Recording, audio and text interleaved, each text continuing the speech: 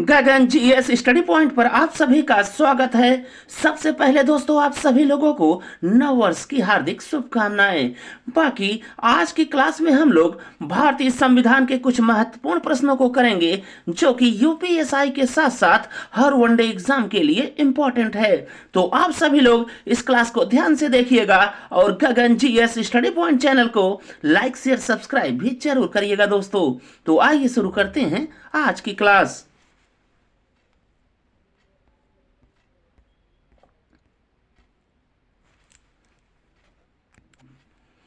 आज की क्लास का पहला क्वेश्चन है, भारतीय संविधान पूर्ण रूप से कब लागू हुआ?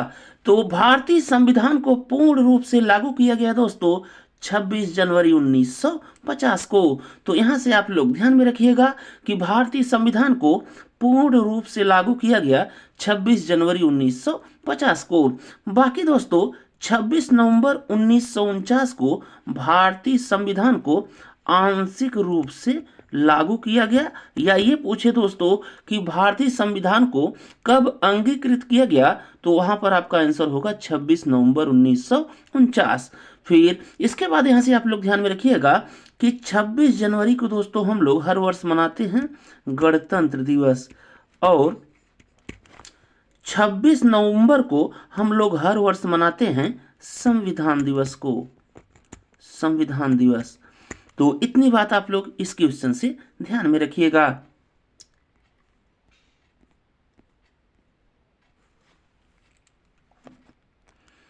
इसके बाद अगला क्वेश्चन है, भारतीय संविधान सभा के अध्यक्ष कौन थे?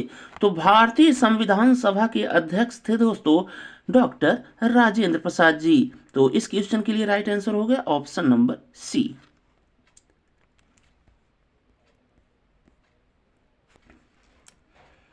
इसके बाद अगला क्वेश्चन आप लोग ध्यान में रखिएगा, संविधान की 6वीं अनुसूची कौन से 4 राज्यों में अनुसूचित जाति एवं जनजाति क्षेत्रों के प्रशासन एवं नियंत्रण से संबंधित है? तो इस क्वेश्चन के लिए राइट आंसर हो जाएगा ऑप्शन नंबर ए, जो कि है असम, मेघालय, त्रिपुरा और मिजोरम। तो यहां से आप लोग ध्यान में रखिएगा कि संविधान की 6वीं अनुसूची में असम, मेघालय, त्रिपुरा और मिजोरम के अनुसूचित जाति एवं जनजाति क्षेत्रों के प्रशासन एवं नियंत्रण से संबंधित उपबंध किए गए हैं। बाकी इसके बाद दोस्तों नोट्स में आप लोग ध्यान में रखिएगा कि 6वीं अनुसूची स्वायत्त जिला परिषदों की स्थापना करती है, और ये जो दोस्तों स्वायत्त जिला परिषदों का गठन या पुनर्गठन होता है, ये अधिकार दोस्तों होता है राज्यपाल महोदय को। इसके बाद अगला क्वेश्चन आप लोग ध्यान में रखिएगा, प्रारूप समिति या ड्राफ्टिंग कमेटी के अध्यक्ष कौन थे? तो इस क्वेश्चन के लिए राइट आंसर हो जाएगा दोस्तों ऑप्शन नंबर बी, जो कि है डॉक्टर भीमराव अंबेडकर। बाकी यहां से आप लोग ध्यान में रखिएगा कि प्रारूप समिति या ड्राफ्टिंग कमेटी का गठन हुआ दोस्तों 29 अगस्त 1947 में, और ड्राफ्टिंग कमेटी या प्रारूप समिति में कुल 7 सदस्य थे दोस्तों अध्यक्ष महोदय को लेकर। तो यहां से आप लोग ध्यान में रखिएगा कि प्रारूप समिति या ड्राफ्टिंग कमेटी का गठन हुआ 29 अगस्त 1947 को, और इसमें कुल 7 सदस्य थे अध्यक्ष महोदय को लेकर, और प्रारूप समिति के दोस्तों अध्यक्ष थे डॉक्टर भीमराव अंबेडकर जी।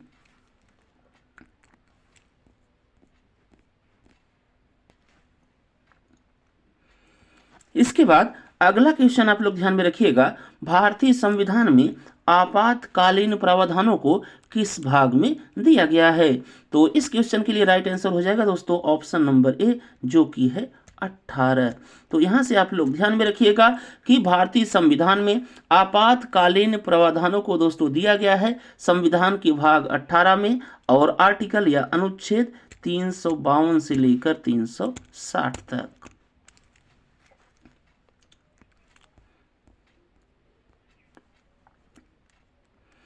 इसके बाद अगला क्वेश्चन आप लोग ध्यान में रखिएगा, निम्नलिखित में उच्चतम न्यायालय या सुप्रीम कोर्ट का कौन सा अधिकार क्षेत्र केंद्र और राज्य के बीच और राज्यों के विवादों को निपटाने की अनुमति देता है? तो यहाँ पर हो गया दोस्तों right answer option number A, जो कि है मूल क्षेत्राधिकार। तो सर्वोच्च न्यायालय का जो मूल क्षेत्राधिकार है दोस्तों, वो अनुमति देता है राज्य और केंद्र के मध्य जो विवाद है उसको निपटाने की, और दो राज्यों के मध्य जो विवाद है उसको निपटाने की, और दो या दो से अधिक राज्यों के मध्य जो विवाद है उसको भी निपटाने की। तो इस बात को आप लोग ध्यान में रखिएगा।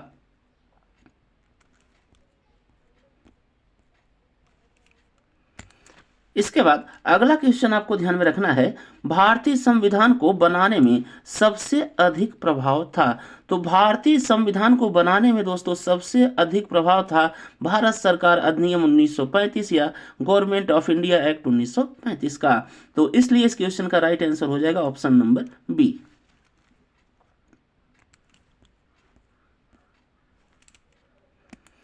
इसके बाद अगला क्वेश्चन है, संविधान बनाने वाली संविधान सभा में महिलाओं की संख्या कितनी थी। तो इस क्वेश्चन के लिए राइट आंसर हो जाएगा दोस्तों ऑप्शन नंबर बी, जो कि है 15। तो संविधान बनाने वाली संविधान सभा में कुल महिलाओं की संख्या थी दोस्तों 15।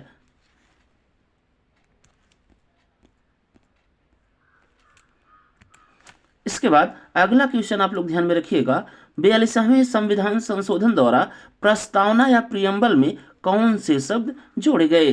तो 42वें संविधान संशोधन 1976 के द्वारा दोस्तों प्रस्तावना में 3 नए शब्द जोड़े गए, जो कि हैं समाजवादी, धर्मनिरपेक्ष और अखंडता। तो इस क्वेश्चन के लिए राइट आंसर हो जाएगा ऑप्शन नंबर बी।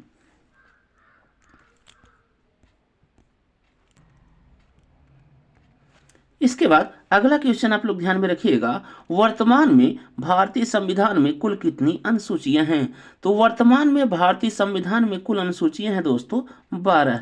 तो इसलिए इस क्वेश्चन का राइट आंसर हो जाएगा ऑप्शन नंबर सी। बाकी दोस्तों यदि आपसे पूछे कि मूल संविधान या ओरिजिनल कॉन्स्टिट्यूशन में कितनी अनुसूचियां थी, तो वहां पर राइट आंसर होगा दोस्तों 8।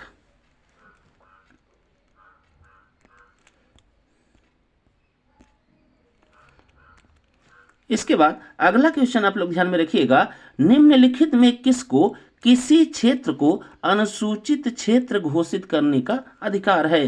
तो इस क्वेश्चन का राइट आंसर हो जाएगा दोस्तों ऑप्शन नंबर ए, जो कि है राष्ट्रपति महोदय। तो यहां से आप लोग ध्यान में रखिएगा कि राष्ट्रपति महोदय किसी क्षेत्र को अनुसूचित क्षेत्र घोषित कर सकते हैं।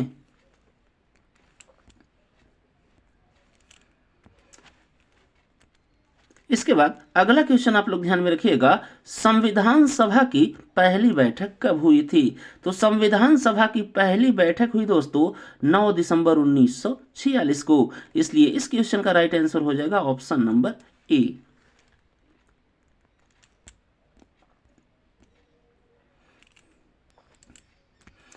इसके बाद अगला क्वेश्चन आप लोग ध्यान में रखिएगा, संविधान सभा में देशी रियासतों या प्रिंसली स्टेट्स के प्रतिनिधि सदस्यों की संख्या कितनी थी। तो संविधान सभा में देशी रियासतों के जो प्रतिनिधियों की संख्या थी दोस्तों वो थी 93। तो इसलिए इस क्वेश्चन का राइट आंसर हो जाएगा ऑप्शन नंबर बी, जो कि है 93।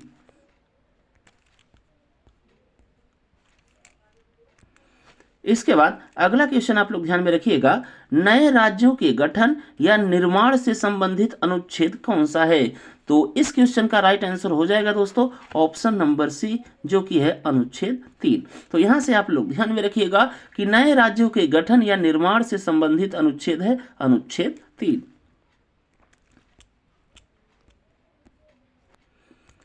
इसके बाद अगला क्वेश्चन आप लोग ध्यान में रखिएगा, इनमें से कौन सा अनुच्छेद नए राज्यों के गठन या स्थापना को परिभाषित करता है।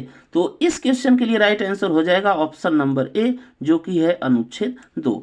बाकी यहां पर आप लोग ध्यान में रखिएगा कि अनुच्छेद 2 उन राज्यों के गठन या स्थापना को परिभाषित करता है जो राज्य दोस्तों भारतीय संघ में पहले से शामिल नहीं हैं। बाकी अनुच्छेद 3 में दोस्तों उन राज्यों के गठन या निर्माण को बताया गया है जो राज्य पहले से ही भारतीय संघ के हिस्से में आते हैं। तो ये डिफरेंस दोस्तों आप लोग ध्यान में रखिएगा अनुच्छेद 2 और 3 में।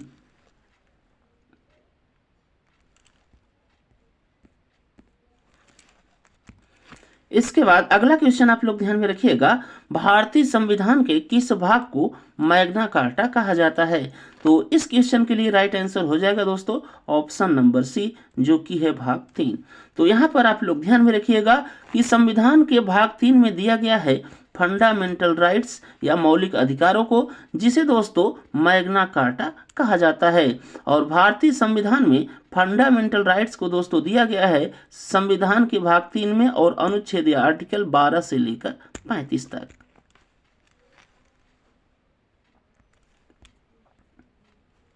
इसके बाद अगला क्वेश्चन आप लोग ध्यान में रखिएगा, अनुच्छेद 17 किससे संबंधित है? तो इस क्वेश्चन के लिए राइट आंसर हो जाएगा ऑप्शन नंबर बी, जो कि है अस्पृश्यता का अंत या एबोल्यूशन ऑफ अनटचेबिलिटी से। इसके बाद अगला क्वेश्चन आप लोग ध्यान में रखिएगा, 6 से 14 वर्ष के बच्चों के शिक्षा के अधिकार को किस अनुच्छेद में दिया गया है? तो इस क्वेश्चन के लिए राइट आंसर हो जाएगा दोस्तों ऑप्शन नंबर सी, जो कि है अनुच्छेद 21A। तो यहां से आप लोग ध्यान में रखिएगा कि 6 से 14 वर्ष के बच्चों की शिक्षा के अधिकारों का प्रावधान दोस्तों किया गया अनुच्छेद 21A में 86वां संविधान संशोधन या 86 कॉन्स्टिट्यूशनल अमेंडमेंट एक्ट 2002 के द्वारा।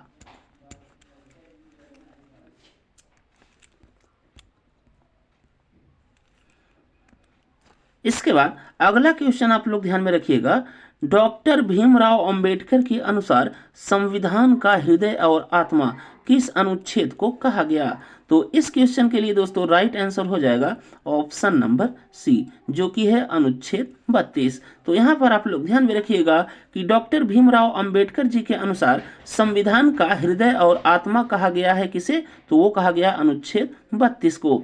बाकी वैसे दोस्तों अन्य लोगों के द्वारा संविधान का हृदय एवं आत्मा की संज्ञा दी गई है प्रियम्बल या प्रस्तावना को।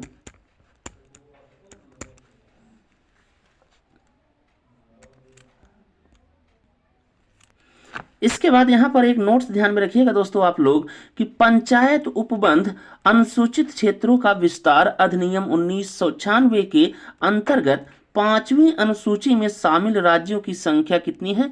तो वो है दोस्तों 10। और ये 10 राज्य हैं राजस्थान, तेलंगाना, आंध्र प्रदेश, उड़ीसा, छत्तीसगढ़, महाराष्ट्र, मध्य प्रदेश, झारखंड, हिमाचल प्रदेश और गुजरात।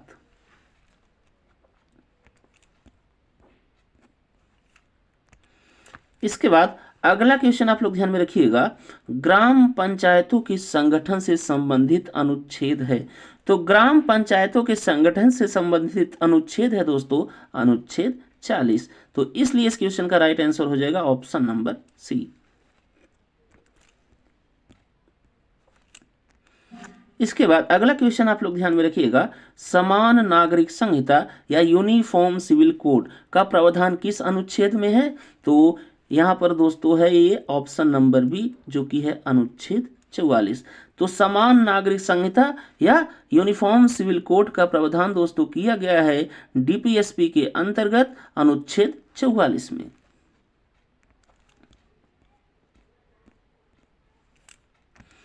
इसके बाद अगला क्वेश्चन आप लोग ध्यान में रखिएगा, क्वेश्चन नंबर 18, और इसमें है मौलिक कर्तव्य या फंडामेंटल ड्यूटीज को किस देश से लिया गया है? तो इस क्वेश्चन के लिए राइट आंसर हो जाएगा दोस्तों ऑप्शन नंबर सी, जो कि है रूस। तो यहाँ पर आप लोग ध्यान में रखिएगा कि मौलिक कर्तव्यों को दोस्तों लिया गया है रूस के संविधान से, और इसे दिया गया है भारतीय संविधान के भाग 4A में और अनुच्छेद या आर्टिकल 51A में। और कुल मौलिक कर्तव्य फंडामेंटल ड्यूटीज हैं दोस्तों 11। इसके बाद अगला क्वेश्चन आप लोग ध्यान में रखिएगा, भारतीय संविधान का कौन सा भाग नागरिकता या सिटीजनशिप से संबंधित है? तो इस क्वेश्चन के लिए राइट आंसर हो जाएगा दोस्तों ऑप्शन नंबर ए, जो कि है भाग 2। तो यहाँ पर आप लोग ध्यान में रखिएगा कि नागरिकता या सिटीजनशिप से संबंधित अनुच्छेद है भाग 2। और यहाँ पर दोस्तों भाग 2 में नागरिकता को दिया गया है आर्टिकल 5 से लेकर 11 तक। और एक चीज और यहाँ पर आप लोग ध्यान में रखिएगा कि ये नागरिकता से संबंधित जो संविधान का भाग 2 है, ये दोस्तों संविधान के सभी भागों में सबसे छोटा भी है। इस बात को भी आप लोग ध्यान में रखिएगा। बाकी नागरिकता से संबंधित आप लोग कुछ पॉइंट और ध्यान में रखिएगा कि नागरिकता को दिया गया है भारतीय संविधान में अनुच्छेद 5 से लेकर 11 तक। और यदि कोई व्यक्ति भारत से लगातार 7 वर्षों तक बाहर रहता है तो दोस्तों उसकी जो भारत की नागरिकता है वो समाप्त हो जाएगी। फिर अगला पॉइंट यहाँ से आप लोग ध्यान में रखिएगा कि नागरिकता अधिनियम 1955 में 2005 में दोस्तों एक संशोधन किया गया जिसके द्वारा भारत के विदेशी नागरिक जिसे OCI या ओवरसीज सिटीजन ऑफ इंडिया कहा जाता है, तो ये योजना दोस्तों 2005 में संशोधन के द्वारा शुरू की गई। इसके बाद अगला क्वेश्चन आप लोग ध्यान में रखिएगा, भारतीय संविधान के प्रस्तावना या उद्देशिका में 3 नए शब्दों को जोड़ा गया। तो भारतीय संविधान की प्रस्तावना या उद्देशिका में दोस्तों 3 नए शब्दों को जोड़ा गया 42वें संविधान संशोधन 1976 के द्वारा। तो इसलिए इस क्वेश्चन का राइट आंसर हो जाएगा ऑप्शन नंबर बी। और ये 3 नए शब्द थे दोस्तों, समाजवाद, धर्मनिरपेक्ष और अखंडता।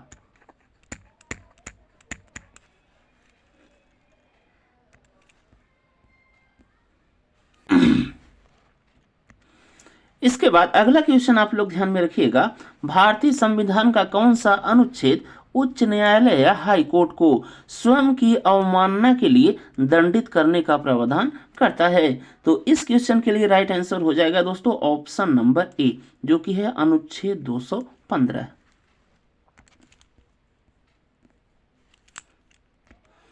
इसके बाद अगला क्वेश्चन आप लोग ध्यान में रखिएगा, राज्यपाल बनने के लिए न्यूनतम उम्र कितनी होनी चाहिए? तो राज्यपाल बनने के लिए न्यूनतम उम्र होनी चाहिए दोस्तों 35 वर्ष। इसलिए इस क्वेश्चन का राइट आंसर हो जाएगा ऑप्शन नंबर ए।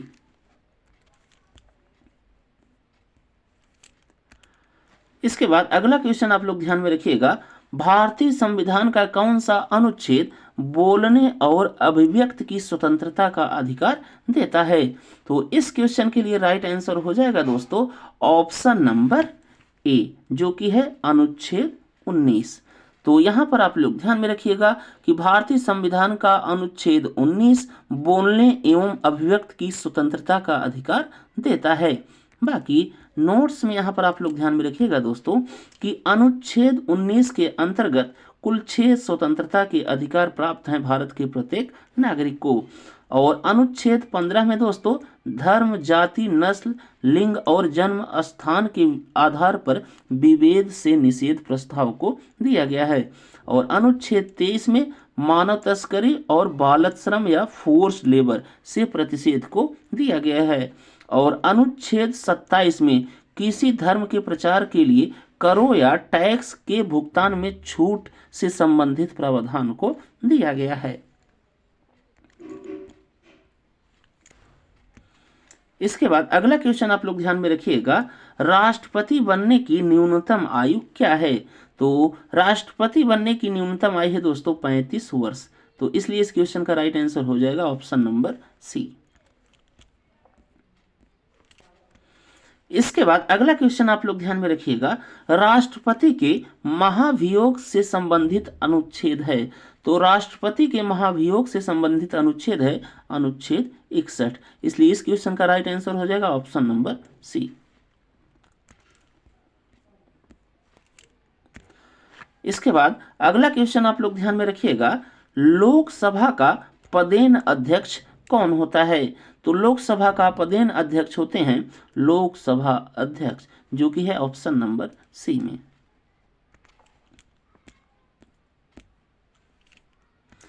इसके बाद अगला क्वेश्चन दोस्तों आप लोग ध्यान में रखिएगा, राष्ट्रपति द्वारा राज्यसभा में कितने सदस्यों को नामित या मनोनीत किया जाता है?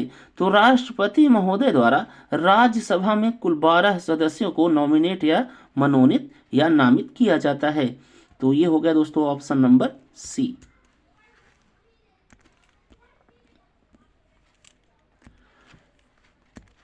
इसके बाद अगला क्वेश्चन आप लोग ध्यान में रखिएगा, धन विधेयक या मनी बिल को प्रमाणित या सर्टिफाइड करने का अधिकार किसे है? तो धन विधेयक या मनी बिल को सर्टिफाइड किया जाता है दोस्तों लोकसभा अध्यक्ष महोदय के द्वारा। तो इसलिए इस क्वेश्चन का राइट आंसर हो जाएगा ऑप्शन नंबर सी।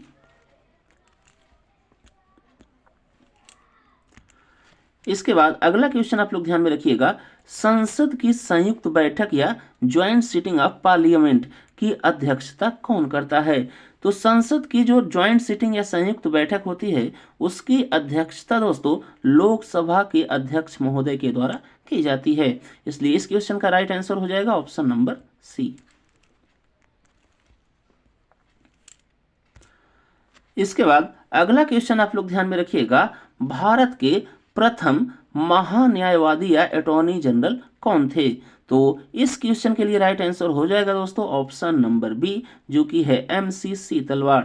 तो MC सीतलवाड़ जी दोस्तों भारत के पहले महान्यायवादी या अटॉर्नी जनरल थे, इस बात को आप लोग ध्यान में रखिएगा। इसके बाद अगला क्वेश्चन आप लोग ध्यान में रखिएगा, भारतीय संविधान का कौन सा अनुच्छेद संघ की आधिकारिक भाषा से संबंधित है? तो इस क्वेश्चन के लिए राइट आंसर हो जाएगा दोस्तों ऑप्शन नंबर बी, जो कि है 343।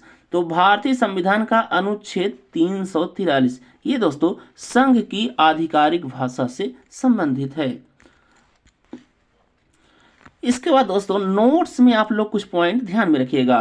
तो इसमें पहला पॉइंट आप लोग यह ध्यान में रखिएगा कि भारतीय संविधान की 8वीं अनुसूची में शामिल कुल भाषा है वर्तमान समय में 22 और बाड़ो, डोगरी, मैथिली, संथाली इन 4 भाषाओं को दोस्तों भारतीय संविधान की 8वीं अनुसूची में शामिल किया गया 92वां संविधान संशोधन 2003 के द्वारा, जिसमें आप लोग ध्यान में रखिएगा कि बाड़ो बोली जाती है दोस्तों असम में, डोगरी बोली जाती है जम्मू और कश्मीर में, मैथिली बोली जाती है दोस्तों बिहार में और संथाली बोली जाती है झारखंड और छत्तीसगढ़ के जनजाति क्षेत्रों में। फिर अगला पॉइंट यहाँ पर आप लोग ध्यान में रखिएगा कि नागालैंड की आधिकारिक भाषा है दोस्तों इंग्लिश।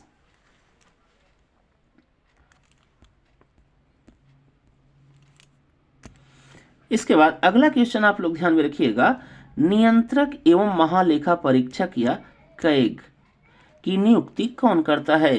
तो इस क्वेश्चन के लिए राइट आंसर हो जाएगा दोस्तों ऑप्शन नंबर सी, जो कि है राष्ट्रपति महोदय। तो यहां पर आप लोग ध्यान में रखिएगा कि कैग या नियंत्रक एवं महालेखा परीक्षक की नियुक्ति की जाती है राष्ट्रपति महोदय के द्वारा।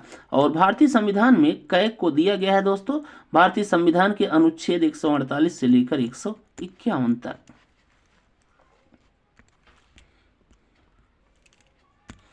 इसके बाद अगला क्वेश्चन आप लोग ध्यान में रखिएगा, वित्त आयोग का प्रावधान किस अनुच्छेद में किया गया है? तो वित्त आयोग का प्रावधान दोस्तों किया गया है अनुच्छेद 280 में, इसलिए इस क्वेश्चन का राइट आंसर हो जाएगा ऑप्शन नंबर बी। इसके बाद अगला क्वेश्चन आप लोग ध्यान में रखिएगा, निम्नलिखित में किस उच्च न्यायालय या हाई कोर्ट का क्षेत्राधिकार केंद्र शासित प्रदेश अंडमान और निकोबार द्वीप समूह पर लागू है? तो इस क्वेश्चन के लिए राइट आंसर हो जाएगा दोस्तों ऑप्शन नंबर ए, जो कि है कलकत्ता हाई कोर्ट। तो कलकत्ता हाई कोर्ट का जो क्षेत्राधिकार है दोस्तों वो लागू है अंडमान और निकोबार द्वीप समूह पर भी।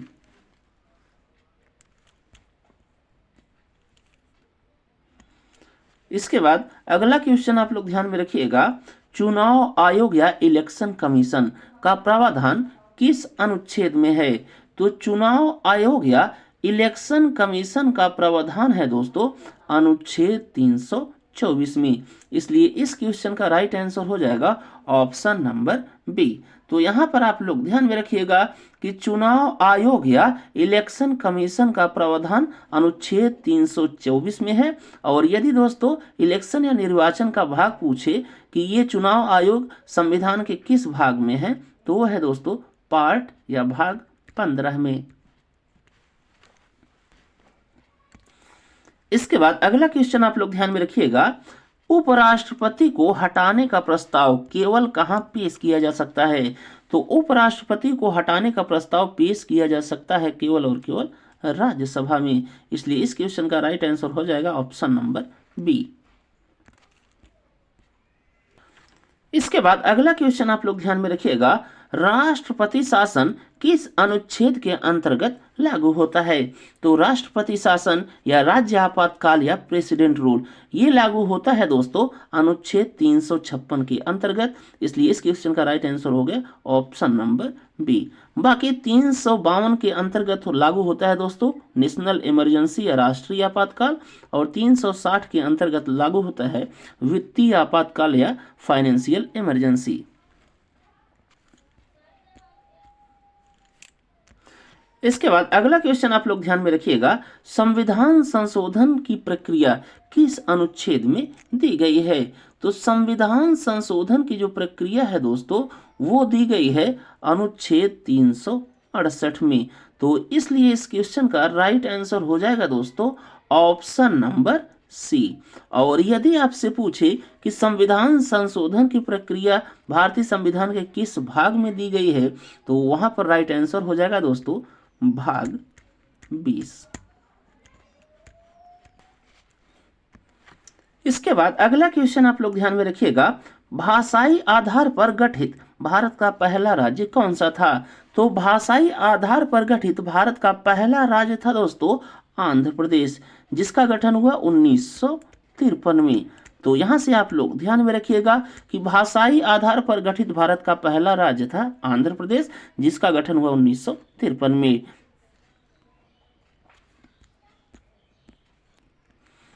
इसके बाद अगला क्वेश्चन आप लोग ध्यान में रखिएगा, मतदान की आयु 21 से 18 वर्ष कब की गई?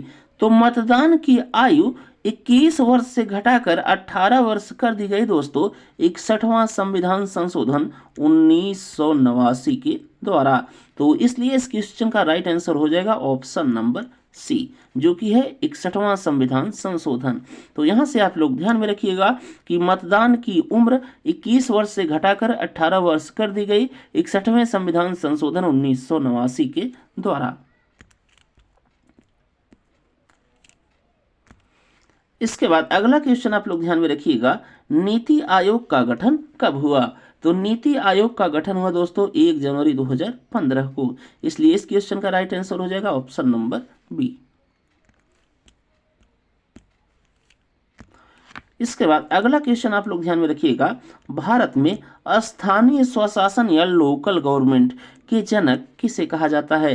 तो भारत में स्थानीय स्वशासन का जनक दोस्तों कहा जाता है लॉर्ड रिपन को। इसलिए इस क्वेश्चन का राइट आंसर हो जाएगा ऑप्शन नंबर बी, जो कि है लॉर्ड रिपन।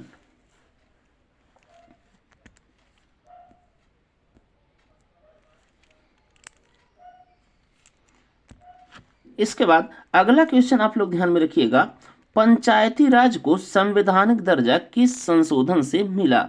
तो पंचायती राज को संवैधानिक दर्जा दिया गया दोस्तों 73वां संविधान संशोधन के द्वारा।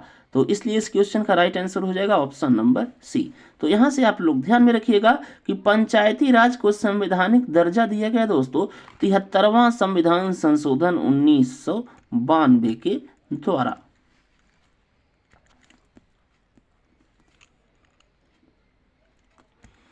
इसके बाद अगला क्वेश्चन आप लोग ध्यान में रखिएगा, भारत में संवैधानिक शासन की शुरुआत कहां से मानी जाती है? तो भारत में संवैधानिक शासन की शुरुआत मानी जाती है दोस्तों नागौर राजस्थान से। इसलिए इस क्वेश्चन का राइट आंसर हो जाएगा ऑप्शन नंबर ए।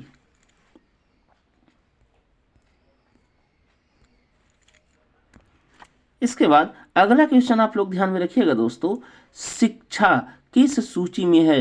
तो शिक्षा दोस्तों शामिल है समवर्ती सूची में। इसलिए इस क्वेश्चन का राइट आंसर हो जाएगा ऑप्शन नंबर सी।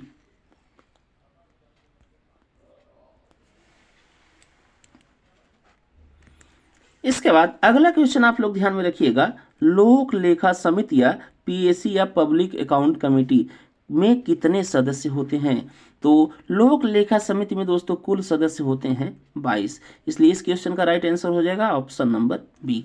बाकी यहां पर आप लोग ध्यान में रखिएगा कि लोक लेखा समिति का सेटअप या गठन हुआ दोस्तों 1923 में, और इसमें कुल मेंबर या कुल सदस्य होते हैं 22, जिसमें 15 होते हैं दोस्तों लोकसभा के और 7 होते हैं राज्यसभा के।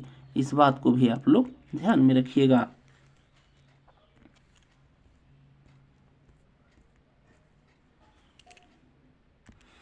इसके बाद अगला क्वेश्चन आपको ध्यान में रखना है, मुख्य चुनाव आयुक्त की नियुक्ति कौन करता है? तो मुख्य चुनाव आयुक्त की नियुक्ति दोस्तों की जाती है राष्ट्रपति महोदय के द्वारा। इसलिए इस क्वेश्चन का राइट आंसर हो जाएगा ऑप्शन नंबर सी। इसके बाद अगला क्वेश्चन आप लोग ध्यान में रखिएगा, स्वतंत्र भारत के प्रथम राष्ट्रपति कौन थे? तो स्वतंत्र भारत के दोस्तों प्रथम राष्ट्रपति थे डॉक्टर राजेंद्र प्रसाद जी। इसलिए इस क्वेश्चन का राइट आंसर हो जाएगा ऑप्शन नंबर बी।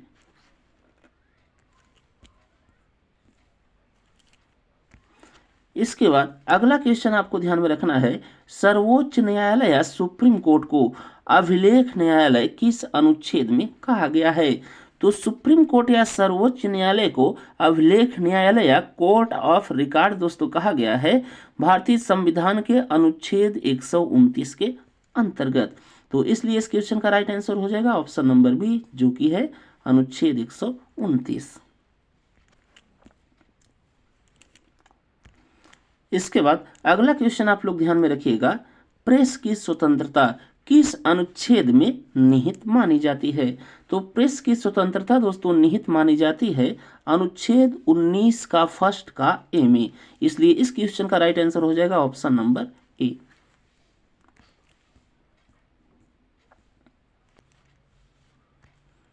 इसके बाद अगला क्वेश्चन आप लोग ध्यान में रखिएगा, भारतीय संविधान की प्रस्तावना का विचार किस देश से लिया गया है? तो भारतीय संविधान में प्रस्तावना का विचार दोस्तों लिया गया है अमेरिका के संविधान से। इसलिए इस क्वेश्चन का राइट आंसर हो जाएगा ऑप्शन नंबर बी। इसके बाद अगला क्वेश्चन आप लोग ध्यान में रखिएगा, 8वीं अनुसूची में कुल कितनी भाषाएं हैं?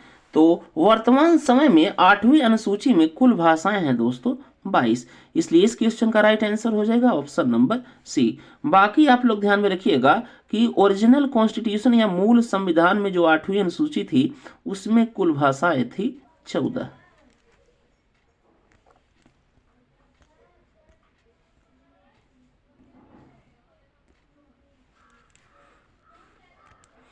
इसके बाद अगला क्वेश्चन आप लोग ध्यान में रखिएगा, भारतीय संविधान की प्रस्तावना में कितने आदर्श या आइडियल्स हैं? तो भारतीय संविधान की प्रस्तावना में दोस्तों 5 आइडियल या आदर्श हैं।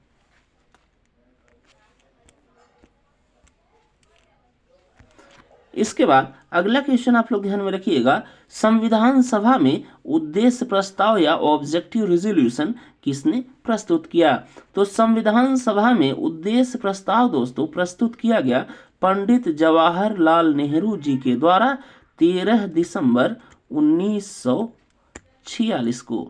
तो इस बात को आप लोग ध्यान में रखिएगा कि उद्देश्य प्रस्ताव या ऑब्जेक्टिव रेजोल्यूशन प्रस्तुत किया गया पंडित जवाहरलाल नेहरू जी के द्वारा 13 दिसंबर 1946 को।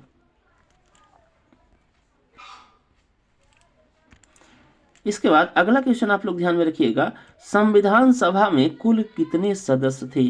तो संविधान सभा में दोस्तों कुल सदस्यों की संख्या थी 389 और इसमें दोस्तों जो प्रिंसली स्टेट्स या देशी रियासतों के सदस्य थे वो थे दोस्तों 93। बाकी दोस्तों जब भारत और पाकिस्तान को अलग कर दिया गया तब संविधान सभा में कुल कितने सदस्य थे? तो तब थे दोस्तों 299। तो इतनी बात आप लोग यहाँ से ध्यान में रखिएगा कि संविधान सभा में बंटवारे से पहले कुल सदस्य थे 389, जिसमें 93 थे प्रिंसली स्टेट या देशी रियासतों के सदस्य। बाकी जब बंटवारा हो गया भारत और पाकिस्तान का तब संविधान सभा में कुल सदस्य थे दोस्तों 299। इसके बाद अगला क्वेश्चन आप लोग ध्यान में रखिएगा, संविधान सभा की प्रारूप समिति में कुल कितने सदस्य थे? तो संविधान सभा की प्रारूप समिति या ड्राफ्टिंग कमेटी में दोस्तों अध्यक्ष महोदय के लेकर कुल 7 सदस्य थे। इसलिए इस क्वेश्चन का राइट आंसर हो जाएगा ऑप्शन नंबर सी। तो यहाँ पर आप लोग ध्यान में रखिएगा कि संविधान सभा की प्रारूप समिति या ड्राफ्टिंग कमेटी में कुल 7 सदस्य थे, जिसमें दोस्तों एक थे चेयरमैन या अध्यक्ष जो कि थे डॉक्टर भीमराव अंबेडकर जी और बाकी 6 अन्य सदस्य थे। और इन 6 अन्य सदस्यों का नाम भी दोस्तों आप लोग ध्यान में रखिएगा जो कि थे एन गोपाल स्वामी अयंगर, कृष्ण स्वामी अय्यर, के एम मुंशी, मोहम्मद सादुल्ला, माधवराव, जो कि थे दोस्तों बीएल मित्रा के स्थान पर, और टीटी कृष्णाचारी, और ये थे दोस्तों डीपी खेतान के स्थान पर जिनकी मृत्यु हो गई थी। तो ये कुल 7 सदस्य थे दोस्तों प्रारूप समिति या ड्राफ्टिंग कमेटी में।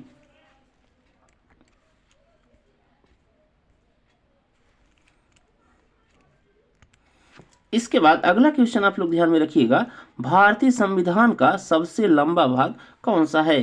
तो भारतीय संविधान का सबसे लंबा भाग है दोस्तों भाग 3, जो कि है मौलिक अधिकार या फंडामेंटल राइट्स। इसलिए इस क्वेश्चन का राइट आंसर हो जाएगा ऑप्शन नंबर ए। इसके बाद अगला क्वेश्चन आप लोग ध्यान में रखिएगा, अनुच्छेद 12 किससे संबंधित है? तो अनुच्छेद 12 दोस्तों संबंधित है राज्यों की परिभाषा से। इसलिए इस क्वेश्चन का राइट आंसर हो जाएगा ऑप्शन नंबर ए। इसके बाद अगला क्वेश्चन आप लोग ध्यान में रखिएगा, निम्न में से कौन मौलिक अधिकार या फंडामेंटल राइट्स नहीं है? तो जो संपत्ति का अधिकार है दोस्तों वो अब फंडामेंटल राइट्स या मौलिक अधिकार नहीं है। इसलिए इस क्वेश्चन का राइट आंसर हो जाएगा ऑप्शन नंबर सी।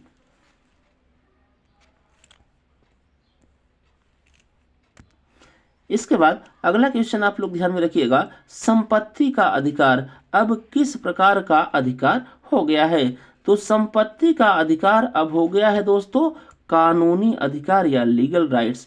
तो इसलिए इस क्वेश्चन का राइट आंसर हो जाएगा ऑप्शन नंबर बी। तो यहाँ पर आप लोग ध्यान में रखिएगा कि संपत्ति के अधिकार को दोस्तों 44वें संविधान संशोधन या 44th कॉन्स्टिट्यूशनल अमेंडमेंट एक्ट 1978 के द्वारा कर दिया गया कानूनी अधिकार या लीगल राइट्स, और इसे जोड़ा गया दोस्तों भारतीय संविधान के भाग 12 में और आर्टिकल 300A में।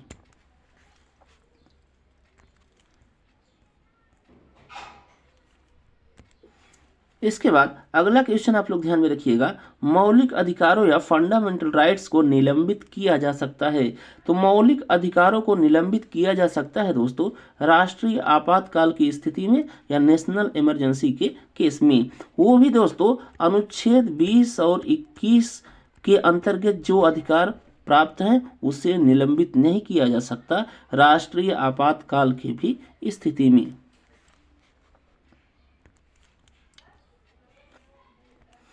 इसके बाद अगला क्वेश्चन आप लोग ध्यान में रखिएगा, राज्य के नीति निदेशक तत्व किस देश से लिए गए हैं? तो राज्य के नीति निदेशक तत्व या डीपीएसपी या directive principle of state policy, इसे लिया गया है दोस्तों आयरलैंड के संविधान से, और इसे दिया है भारतीय संविधान के भाग 4 में और अनुच्छेद या आर्टिकल 36 से लेकर 51 तक।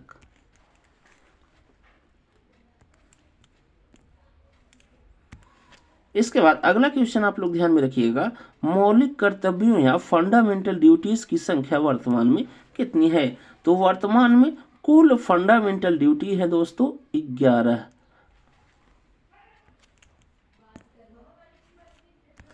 इसके बाद अगला क्वेश्चन आपको ध्यान में रखना है, मौलिक कर्तव्य किस अनुच्छेद में वर्णित हैं? तो मौलिक कर्तव्यों को दिया गया है दोस्तों भारतीय संविधान के अनुच्छेद 51A में। इसलिए इस क्वेश्चन का राइट आंसर हो जाएगा ऑप्शन नंबर सी। तो यहाँ से आप लोग ध्यान में रखिएगा कि मौलिक कर्तव्यों को दिया गया है दोस्तों भारतीय संविधान के भाग 4A में और आर्टिकल और अनुच्छेद 51A में, और वर्तमान में कुल मौलिक कर्तव्य या फंडामेंटल ड्यूटीज हैं दोस्तों 11।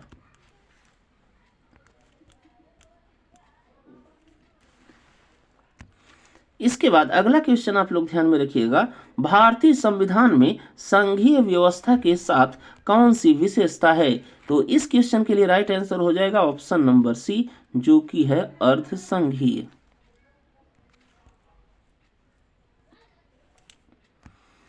इसके बाद अगला क्वेश्चन आप लोग ध्यान में रखिएगा, राष्ट्रपति का निर्वाचन किस प्रणाली से होता है? तो इस क्वेश्चन के लिए राइट आंसर हो जाएगा दोस्तों ऑप्शन नंबर डी, जो कि है एकल संक्रमणीय मत प्रणाली।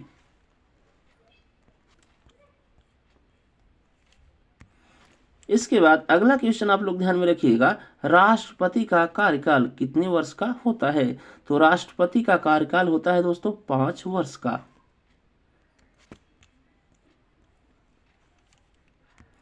इसके बाद अगला क्वेश्चन आप लोग ध्यान में रखिएगा कि राष्ट्रपति की अनुपस्थिति में कौन कार्य करता है?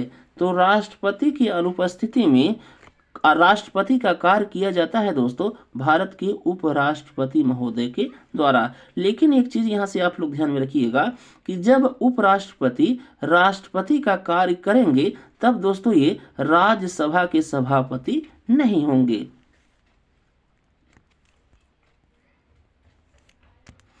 इसके बाद अगला क्वेश्चन आप लोग ध्यान में रखिएगा, उपराष्ट्रपति का निर्वाचन कौन करता है? तो इस क्वेश्चन के लिए राइट आंसर हो जाएगा दोस्तों ऑप्शन नंबर सी, जो कि है निर्वाचक मंडल।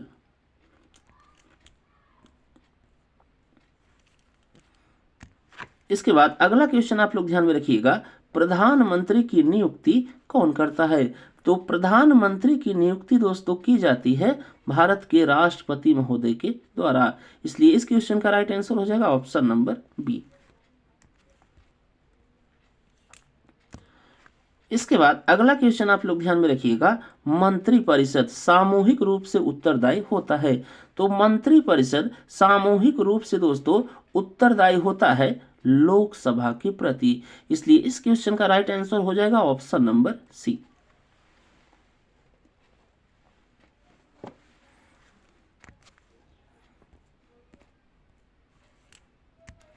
इसके बाद अगला क्वेश्चन आप लोग ध्यान में रखिएगा, वास्तविक कार्यपालिका किसे कहा जाता है?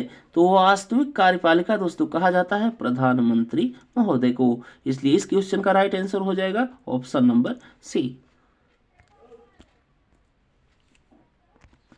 इसके बाद अगला क्वेश्चन आप लोग ध्यान में रखिएगा, संसद या पार्लियामेंट के कितने सदन होते हैं? तो संसद या पार्लियामेंट के होते हैं दोस्तों 2 सदन। इसलिए इस क्वेश्चन का राइट आंसर हो जाएगा ऑप्शन नंबर बी। और संसद या पार्लियामेंट के सदन है दोस्तों लोकसभा और राज्यसभा, जिसमें जो राज्यसभा है दोस्तों ये है अपर हाउस और जो लोकसभा है ये है लोअर हाउस।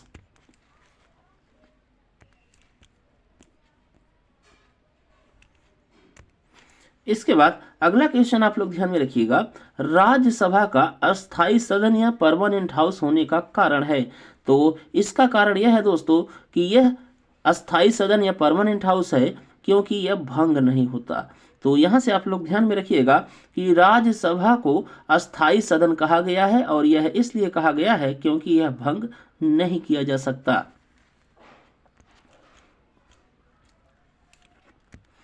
इसके बाद अगला क्वेश्चन आप लोग ध्यान में रखिएगा, राज्यसभा के सदस्यों का कार्यकाल कितना होता है? तो इस क्वेश्चन के लिए राइट आंसर हो जाएगा दोस्तों ऑप्शन नंबर सी, जो कि है 6 वर्ष।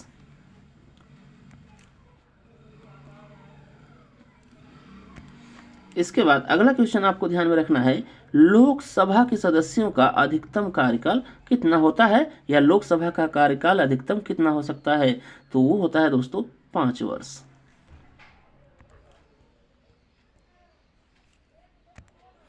इसके बाद अगला क्वेश्चन आप लोग ध्यान में रखिएगा, भारतीय संविधान को किसने उधार का थैला कहा?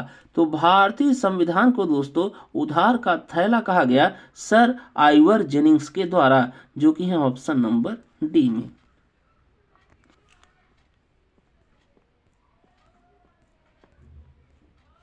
इसके बाद अगला क्वेश्चन आप लोग ध्यान में रखिएगा, धन विधेयक कहाँ प्रस्तुत किया जाता है?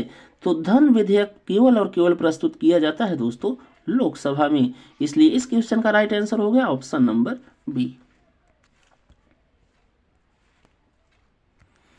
इसके बाद अगला क्वेश्चन आप लोग ध्यान में रखिएगा, राज्यसभा धन विधेयक या मनी बिल को कितने दिन तक रोक सकती है? तो राज्यसभा धन विधेयक या मनी बिल को दोस्तों 14 दिनों तक रोक सकती है। इसलिए इस क्वेश्चन का राइट आंसर हो गया ऑप्शन नंबर सी।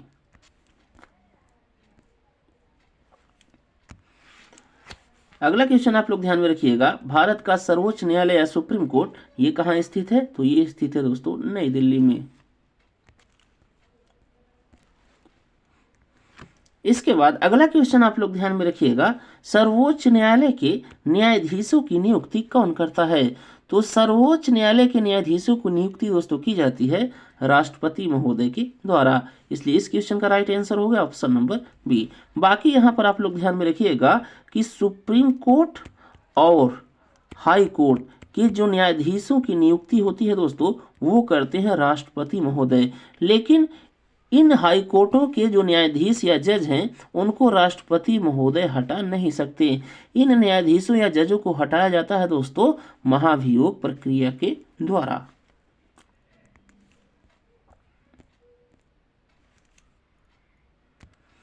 इसके बाद अगला क्वेश्चन आप लोग ध्यान में रखिएगा, सर्वोच्च न्यायालय के मुख्य न्यायाधीश की सेवानिवृत्ति या रिटायरमेंट आयु क्या है? तो इस क्वेश्चन के लिए राइट आंसर हो जाएगा दोस्तों ऑप्शन नंबर सी, जो कि है 65 वर्ष। इसके बाद अगला क्वेश्चन आप लोग ध्यान में रखिएगा, उच्च न्यायालय या हाई कोर्ट के न्यायाधीशों की सेवानिवृत्ति या रिटायरमेंट की आयु क्या है? तो इस क्वेश्चन के लिए राइट आंसर हो जाएगा दोस्तों ऑप्शन नंबर बी, जो कि है 62 वर्ष।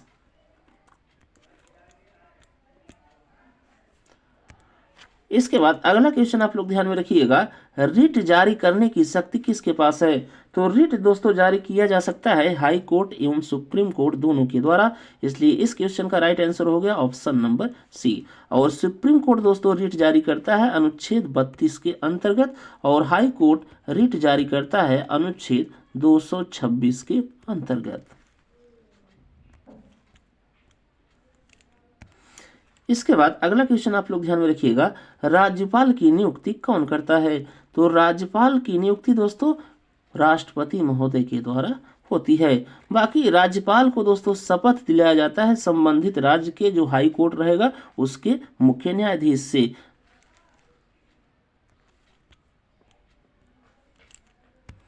इसके बाद अगला क्वेश्चन आप लोग ध्यान में रखिएगा, राज्यपाल का कार्यकाल कितने वर्ष का होता है? तो राज्यपाल का कार्यकाल होता है दोस्तों 5 वर्षों के लिए। इसके बाद अगला क्वेश्चन आप लोग ध्यान में रखिएगा, मुख्यमंत्री की नियुक्ति कौन करता है? तो मुख्यमंत्री की नियुक्ति की जाती है राज्यपाल महोदय के द्वारा। इसके बाद अगला क्वेश्चन आप लोग ध्यान में रखिएगा, भारत में त्रिस्तरीय पंचायती राज व्यवस्था कब लागू हुई? तो भारत में त्रिस्तरीय पंचायती राज व्यवस्था दोस्तों लागू हुई 1992 में।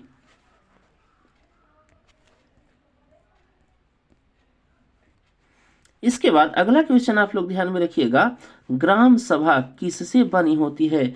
तो ग्राम सभा दोस्तों बनी होती है गांव के सभी मतदाताओं से। इसलिए इस क्वेश्चन का राइट आंसर हो जाएगा ऑप्शन नंबर सी।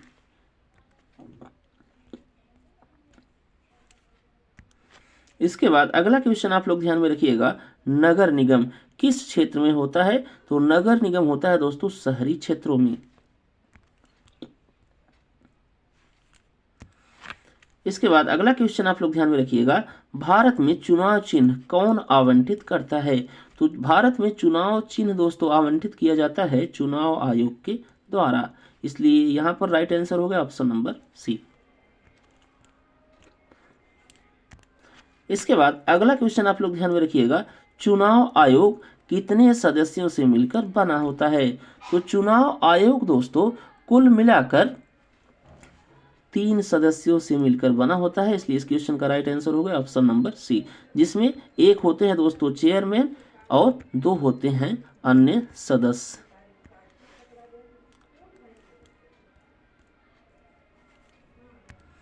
इसके बाद अगला क्वेश्चन आपको ध्यान में रखना है, भारत में पहला आम चुनाव कब हुआ? तो भारत में पहला आम चुनाव हुआ दोस्तों 1951-52 में। इसलिए इस क्वेश्चन का राइट आंसर होगा ऑप्शन नंबर सी।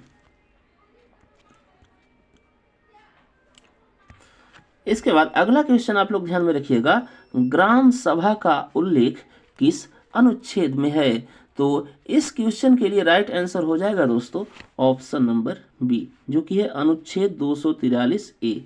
तो यहाँ पर आप लोग ध्यान में रखिएगा कि ग्राम सभा का उल्लेख भारतीय संविधान के अनुच्छेद 243 ए में किया गया है।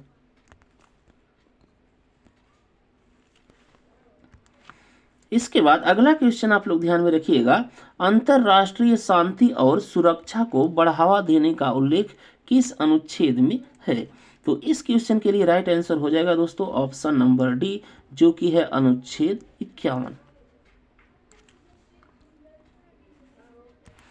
इसके बाद अगला क्वेश्चन आप लोग ध्यान में रखिएगा, भारत की विदेश नीति का आधार क्या है? तो भारत में विदेश नीति का आधार है दोस्तों गुटनिरपेक्षता, जो कि है ऑप्शन नंबर सी में।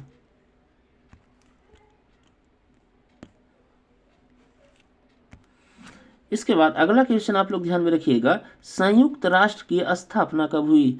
तो संयुक्त राष्ट्र की स्थापना हुई दोस्तों 1945 में, इसलिए इस क्वेश्चन का राइट आंसर हो जाएगा ऑप्शन नंबर ए।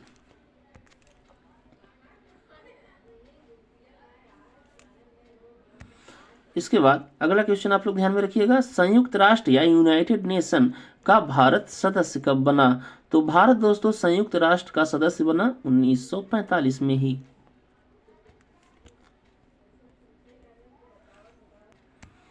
इसके बाद अगला क्वेश्चन दोस्तों आप लोग ध्यान में रखिएगा, पर्यावरण संरक्षण से संबंधित अनुच्छेद है। तो पर्यावरण से संबंधित अनुच्छेद है दोस्तों 48 ए, जो कि है ऑप्शन नंबर ए में।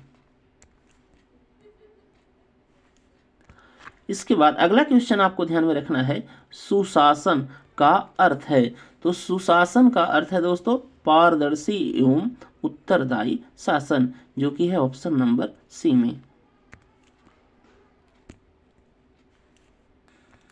इसके बाद अगला क्वेश्चन आप लोग ध्यान में रखिएगा, सांप्रदायिकता का संबंध किससे है? तो इस क्वेश्चन के लिए राइट आंसर हो जाएगा दोस्तों ऑप्शन नंबर बी, जो कि है धर्म। इसके बाद अगला क्वेश्चन आप लोग ध्यान में रखिएगा, भारत को राज्यों का संघ किस अनुच्छेद में कहा गया है? तो भारत राज्यों का एक संघ होगा, ये कहा गया है दोस्तों अनुच्छेद 1 में। इसके बाद अगला क्वेश्चन आप लोग ध्यान में रखिएगा, राष्ट्रपति शासन अधिकतम कितने समय तक लगाया जा सकता है? तो राष्ट्रपति शासन दोस्तों अधिकतम लगाया जा सकता है 3 वर्षों के लिए, इसलिए इस क्वेश्चन का राइट आंसर हो जाएगा ऑप्शन नंबर सी। बाकी यहाँ पर आप लोग ध्यान में रखिएगा कि राष्ट्रपति शासन पहली बार लगा दोस्तों पंजाब में 1951 में, और यहाँ पर जब दोस्तों राष्ट्रपति शासन लागू किया गया तो वो चला कुल 5 वर्षों तक। फिर इसके बाद अगला पॉइंट आप लोग ध्यान में रखिएगा कि सबसे ज़्यादा बार दोस्तों राष्ट्रपति शासन लागू हुआ है उत्तर प्रदेश में, और यहाँ पर लागू हुआ है कुल 10 बार राष्ट्रपति शासन। फिर इसके बाद आप लोग ध्यान में रखिएगा कि सबसे कम ड्यूरेशन या सबसे कम समय के लिए राष्ट्रपति शासन लागू किया गया, तो वो किया गया कर्नाटक राज्य में, और यहाँ पर राष्ट्रपति शासन लगा 7 दिनों के लिए। इसके बाद अगला क्वेश्चन आप लोग ध्यान में रखिएगा, भारतीय संविधान सभा के अस्थायी अध्यक्ष कौन थे? तो भारतीय संविधान सभा के अस्थायी अध्यक्ष या टेम्पररी चेयरमैन थे दोस्तों डॉक्टर सच्चिदानंद सिन्हा। और यहीं पर आप लोग ध्यान में रखिएगा कि भारतीय संविधान सभा के अस्थायी या परमानेंट चेयरमैन हुए दोस्तों डॉक्टर राजेंद्र प्रसाद जी।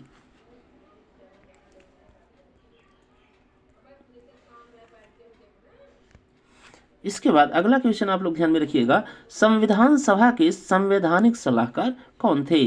तो इस क्वेश्चन के लिए दोस्तों राइट आंसर हो जाएगा ऑप्शन नंबर बी, जो कि है BN राव।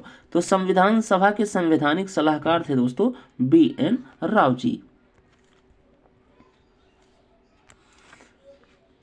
इसके बाद अगला क्वेश्चन आप लोग ध्यान में रखिएगा, भारतीय संविधान में कुल कितने भाग या पार्ट्स हैं? तो वर्तमान संविधान में दोस्तों कुल भाग या पार्ट्स हैं 25, इसलिए इस क्वेश्चन का राइट आंसर हो जाएगा ऑप्शन नंबर डी। बाकी जो अपना मूल संविधान था उसमें कुल भाग थे दोस्तों 22।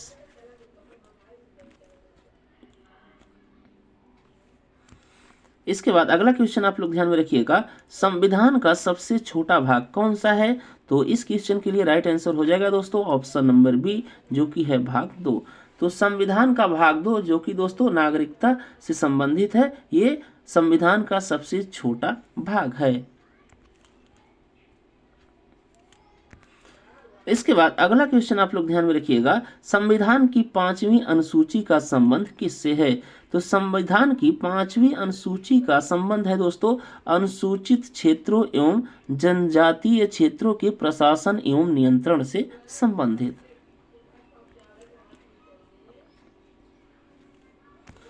इसके बाद अगला क्वेश्चन आप लोग ध्यान में रखिएगा, अनुच्छेद 14 किससे संबंधित है? तो अनुच्छेद 14 दोस्तों ये संबंधित है समानता या इक्वलिटी से, इसलिए इस क्वेश्चन का राइट आंसर हो जाएगा ऑप्शन नंबर बी।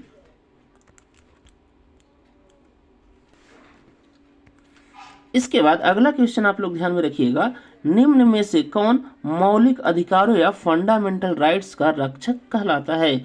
तो मौलिक अधिकारों या फंडामेंटल राइट्स का रक्षक या गार्जियन कहा जाता है दोस्तों सर्वोच्च न्यायालय या सुप्रीम कोर्ट को, इसलिए इस क्वेश्चन का राइट आंसर हो गया ऑप्शन नंबर सी।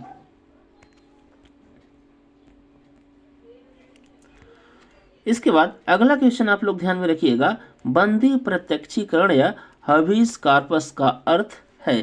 तो बंदी प्रत्यक्षीकरण का अर्थ होता है दोस्तों सशरीर प्रस्तुत करो, इसलिए इस क्वेश्चन का राइट आंसर हो गया ऑप्शन नंबर सी।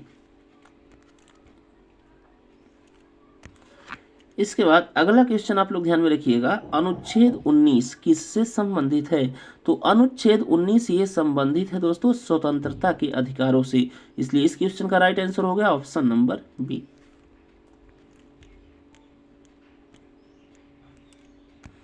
इसके बाद अगला क्वेश्चन आप लोग ध्यान में रखिएगा, धार्मिक स्वतंत्रता का अधिकार किस अनुच्छेद में है? तो धार्मिक स्वतंत्रता का अधिकार ये दिया गया है दोस्तों भारतीय संविधान के अनुच्छेद 25 में, इसलिए इस क्वेश्चन का राइट आंसर हो जाएगा ऑप्शन नंबर सी।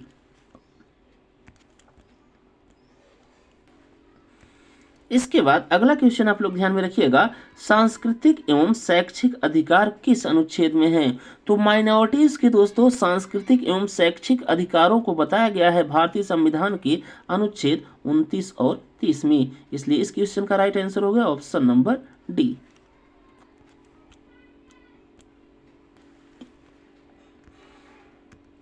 इसके बाद अगला क्वेश्चन आप लोग ध्यान में रखिएगा, मौलिक अधिकारों का निलंबन किस अनुच्छेद में वर्णित है? तो मौलिक अधिकारों का निलंबन ये दोस्तों दिया गया है भारतीय संविधान के अनुच्छेद 358 में, इसलिए इस क्वेश्चन का राइट आंसर हो जाएगा ऑप्शन नंबर बी। इसके बाद अगला क्वेश्चन आप लोग ध्यान में रखिएगा, राज्य के नीति निर्देशक तत्वों को किस भाग में दिया गया है? तो राज्य के नीति निर्देशक तत्वों या डीपीएसपी को दोस्तों दिया गया है भारतीय संविधान के भाग 4 में अनुच्छेद या आर्टिकल 36 से लेकर 51 तक, और ये होते हैं दोस्तों नॉन जस्टिसिएबल, मतलब इसके अतिक्रमण पर दोस्तों आप किसी भी कोर्ट में नहीं जा सकते। इसके बाद अगला क्वेश्चन आप लोग ध्यान में रखिएगा, भारतीय संविधान में मौलिक कर्तव्य किस संशोधन से जोड़े गए?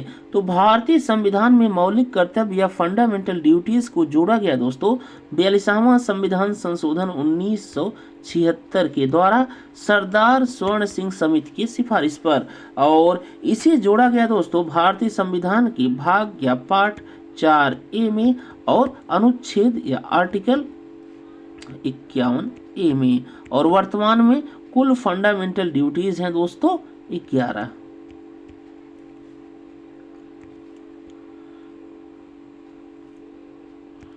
इसके बाद अगला क्वेश्चन आप लोग ध्यान में रखिएगा, केंद्र सरकार का संवैधानिक प्रमुख कौन होता है? तो केंद्र सरकार का संवैधानिक प्रमुख होता है दोस्तों राष्ट्रपति, इसलिए इस क्वेश्चन का राइट आंसर हो जाएगा ऑप्शन नंबर बी।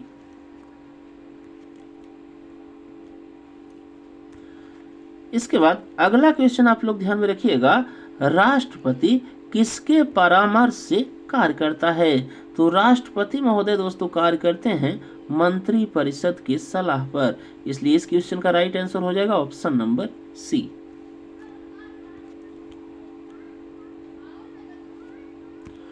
इसके बाद अगला क्वेश्चन आप लोग ध्यान में रखिएगा, उपराष्ट्रपति किस सदन के पदेन सभापति होते हैं? तो उपराष्ट्रपति महोदय राज्यसभा के दोस्तों पदेन सभापति होते हैं, इसलिए इस क्वेश्चन का राइट आंसर हो जाएगा ऑप्शन नंबर बी।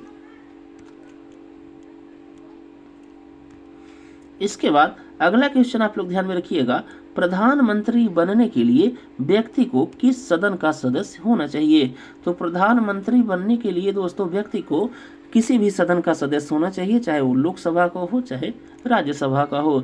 इसलिए इस क्वेश्चन का राइट आंसर हो जाएगा ऑप्शन नंबर सी।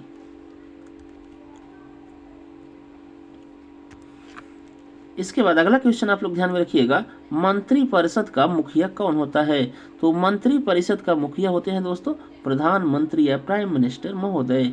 इसलिए इस क्वेश्चन का राइट आंसर हो गया ऑप्शन नंबर सी। इसके बाद अगला क्वेश्चन आप लोग ध्यान में रखिएगा, संसद का अंग नहीं है। तो इस क्वेश्चन का राइट आंसर हो जाएगा दोस्तों ऑप्शन नंबर डी, जो कि है सर्वोच्च न्यायालय या सुप्रीम कोर्ट। तो यहां से आप लोग ध्यान में रखिएगा कि सर्वोच्च न्यायालय संसद का अंग नहीं है।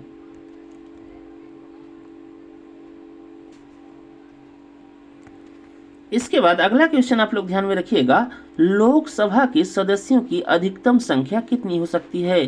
तो लोकसभा के सदस्यों की अधिकतम संख्या हो सकती है दोस्तों 550, जो कि है ऑप्शन नंबर डी में। बाकी दोस्तों पहले लोकसभा में अधिकतम सदस्यों की संख्या हुआ करती थी 552, जिसमें 2 होते थे दोस्तों एंग्लो इंडियन।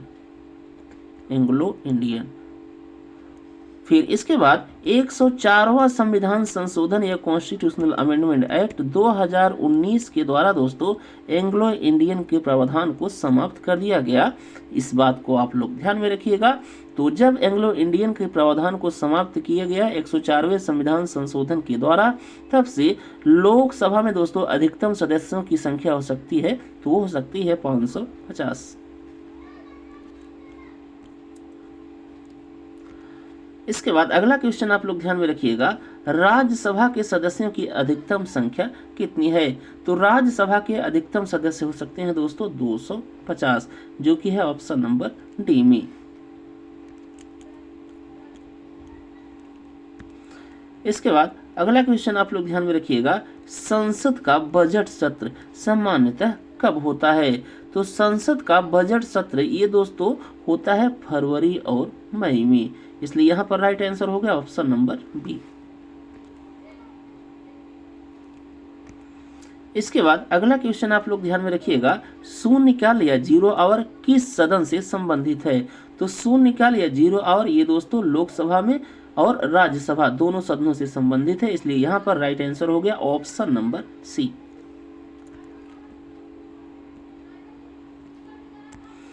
इसके बाद अगला क्वेश्चन आप लोग ध्यान में रखिएगा, प्रश्नकाल या क्वेश्चन आवर कब होता है।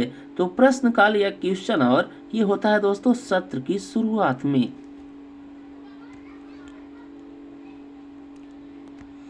इसके बाद अगला क्वेश्चन आप लोग ध्यान में रखिएगा, सर्वोच्च न्यायालय के न्यायाधीशों की न्यूनतम आयु क्या है।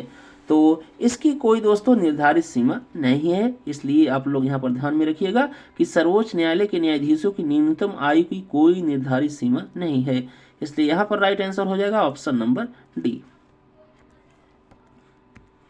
इसके बाद अगला क्वेश्चन आप लोग ध्यान में रखिएगा, भारत में न्यायिक पुनरावलोकन या जुडिशियल रिव्यू की व्यवस्था किससे ली गई है।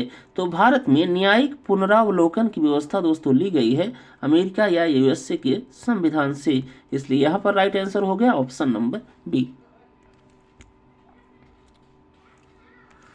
इसके बाद अगला क्वेश्चन आप लोग ध्यान में रखिएगा, उच्च न्यायालय या हाई कोर्ट के मुख्य न्यायाधीश की नियुक्ति कौन करता है। तो उच्च न्यायालय या हाई कोर्ट के मुख्य न्यायाधीश की नियुक्ति की जाती है दोस्तों राष्ट्रपति महोदय के द्वारा, और इन न्यायाधीश महोदय को दोस्तों शपथ दिलाई जाती है संबंधित राज्य के राज्यपाल के द्वारा।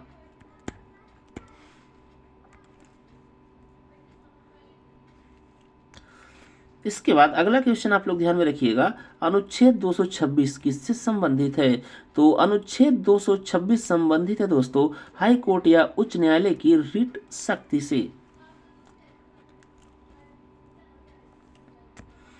इसके बाद अगला क्वेश्चन आप लोग ध्यान में रखिएगा, संघ और राज्य के बीच विवादों को निपटारा कौन करता है। तो संघ और राज्य के बीच दोस्तों जो विवाद होता है उसका निपटारा किया जाता है भारत की सर्वोच्च न्यायालय या सुप्रीम कोर्ट के द्वारा। इसलिए यहाँ पर राइट आंसर हो गया ऑप्शन नंबर सी। इसके बाद अगला क्वेश्चन आप लोग ध्यान में रखिएगा, भारत में एकल नागरिकता प्रणाली किस देश से ली गई है? तो भारत में एकल नागरिकता प्रणाली ये ली गई है दोस्तों ब्रिटेन के संविधान से, इसलिए यहाँ पर राइट आंसर हो जाएगा ऑप्शन नंबर बी।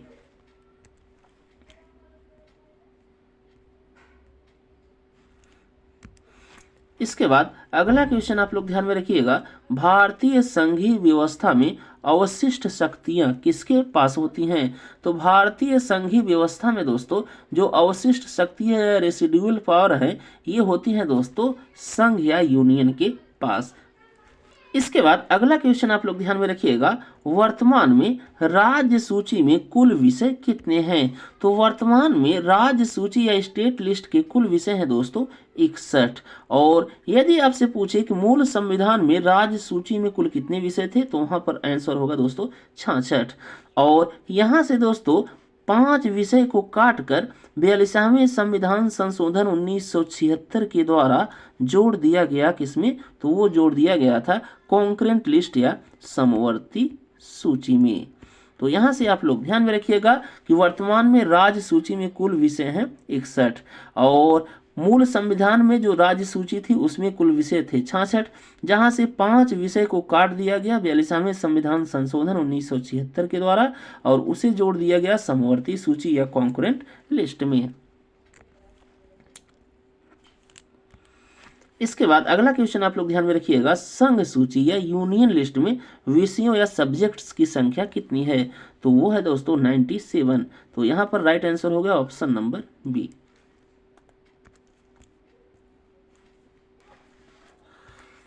इसके बाद अगला क्वेश्चन आप लोग ध्यान में रखिएगा, वर्तमान समय में समवर्ती सूची में कितने विषय हैं? तो वर्तमान समय में कॉन्करेंट लिस्ट में दोस्तों कुल विषय हैं 52 और मूल संविधान में जो समवर्ती सूची थी वहां पर दोस्तों कुल विषय थे 47। तो जैसा कि अभी हमने बताया कि 42वें संविधान संशोधन या 42nd कॉन्स्टिट्यूशनल अमेंडमेंट एक्ट 1976 के द्वारा राज्य सूची से 5 विषय को काटकर जोड़ दिया गया था दोस्तों समवर्ती सूची में।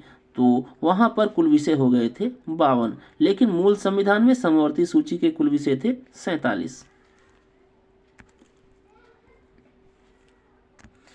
इसके बाद अगला क्वेश्चन आप लोग ध्यान में रखिएगा, राज्यपाल किसका प्रतिनिधि होता है?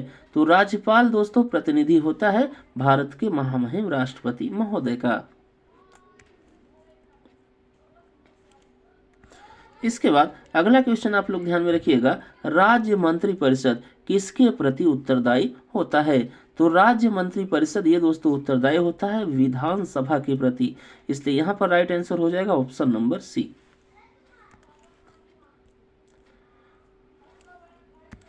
इसके बाद अगला क्वेश्चन आप लोग ध्यान में रखिएगा, मुख्यमंत्री का वास्तविक कार्यकाल निर्भर करता है। तो मुख्यमंत्री का वास्तविक कार्यकाल निर्भर करता है दोस्तों विधानसभा के विश्वास पर, यहां पर इसलिए राइट आंसर हो जाएगा ऑप्शन नंबर सी।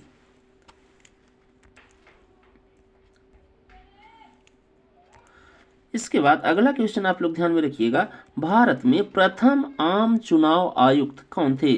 तो भारत के पहले चुनाव आयुक्त थे दोस्तों सुकुमार सेन, जो कि है ऑप्शन नंबर बी में।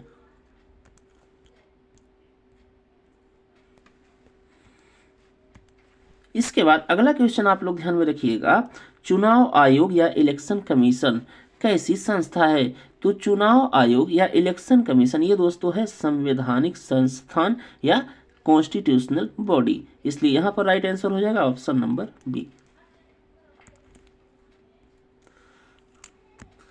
इसके बाद अगला क्वेश्चन आप लोग ध्यान में रखिएगा, पंचायती राज में सबसे निचली इकाई कौन सी है? तो पंचायती राज में सबसे निचली इकाई होती है दोस्तों ग्राम पंचायत।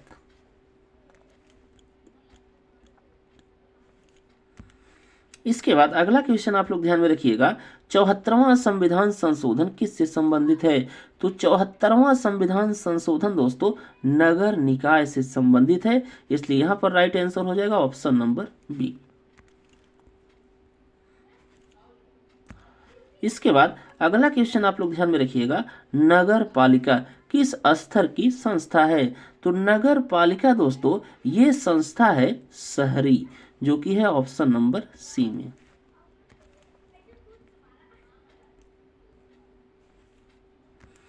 इसके बाद अगला क्वेश्चन आप लोग ध्यान में रखिएगा, नीति आयोग का अध्यक्ष कौन होता है?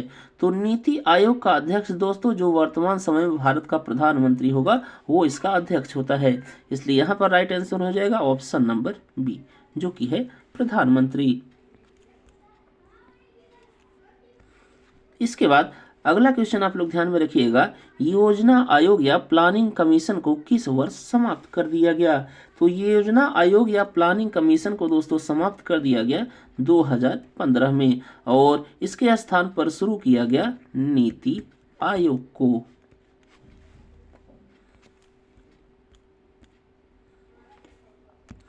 इसके बाद अगला क्वेश्चन आप लोग ध्यान में रखिएगा, भारत की विदेश नीति के निर्माता कौन माने जाते हैं? तो भारत की विदेश नीति के निर्माता माने जाते हैं दोस्तों पंडित जवाहरलाल नेहरू जी। इसलिए इस क्वेश्चन का राइट आंसर होगा ऑप्शन नंबर बी। इसके बाद अगला क्वेश्चन आप लोग ध्यान में रखिएगा, गुट निरपेक्ष आंदोलन की स्थापना किस वर्ष हुई? तो गुट निरपेक्ष आंदोलन की स्थापना हुई दोस्तों 1961 में जो कि है ऑप्शन नंबर सी में।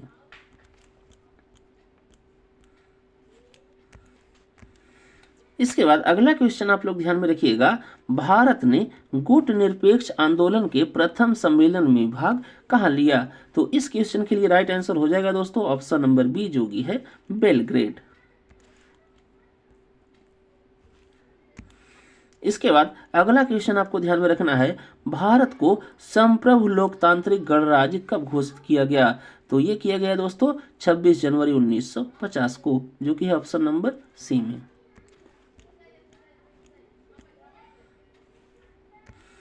इसके बाद अगला क्वेश्चन आप लोग ध्यान में रखिएगा, भारतीय संविधान की प्रस्तावना में न्याय या जस्टिस शब्द किस प्रकार के न्याय को दर्शाता है? तो भारतीय संविधान में जो प्रस्तावना दी गई है दोस्तों उसमें न्याय शब्द दर्शाता है सामाजिक आर्थिक एवं राजनीतिक न्याय को। इसलिए यहाँ पर राइट आंसर हो जाएगा ऑप्शन नंबर सी। इसके बाद अगला क्वेश्चन आप लोग ध्यान में रखिएगा, मौलिक अधिकारों की रक्षा हेतु रिट जारी करने की शक्ति सर्वोच्च न्यायालय को किस अनुच्छेद में दी गई है? तो यहाँ पर दोस्तों राइट आंसर हो जाएगा ऑप्शन नंबर सी जो कि है अनुच्छेद 32 के अंतर्गत। तो यहाँ पर आप लोग ध्यान में रखिएगा कि सर्वोच्च न्यायालय या सुप्रीम कोर्ट मौलिक अधिकारों की रक्षा के लिए रिट जारी करता है अनुच्छेद 32 के अंतर्गत और सेम शक्ति दोस्तों हाई कोर्ट के पास भी है रिट जारी करने की और यहाँ पर है दोस्तों हाई कोर्ट के पास रिट जारी करने की शक्ति अनुच्छेद 226 के अंतर्गत। इसके बाद अगला क्वेश्चन आप लोग ध्यान में रखिएगा, साधारण बहुमत या सिंपल मेजोरिटी से संशोधन किस प्रकार का संशोधन है? तो ये है दोस्तों लचीला। यहाँ पर राइट आंसर हो जाएगा ऑप्शन नंबर बी।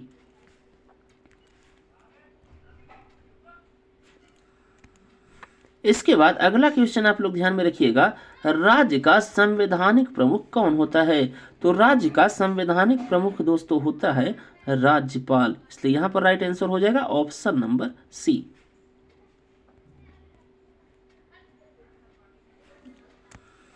इसके बाद अगला क्वेश्चन आप लोग ध्यान में रखिएगा, भारत में न्यायपालिका की स्वतंत्रता किस देश से प्रेरित है? तो भारत में न्यायपालिका की स्वतंत्रता ये प्रेरित है दोस्तों अमेरिका या यूएसए के संविधान से जो कि है ऑप्शन नंबर बी में।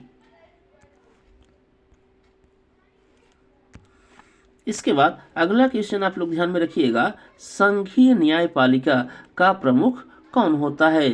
तो संघीय न्यायपालिका का प्रमुख होता है दोस्तों भारत का जो मुख्य न्यायाधीश हो वो। तो यहाँ पर राइट आंसर हो जाएगा ऑप्शन नंबर सी।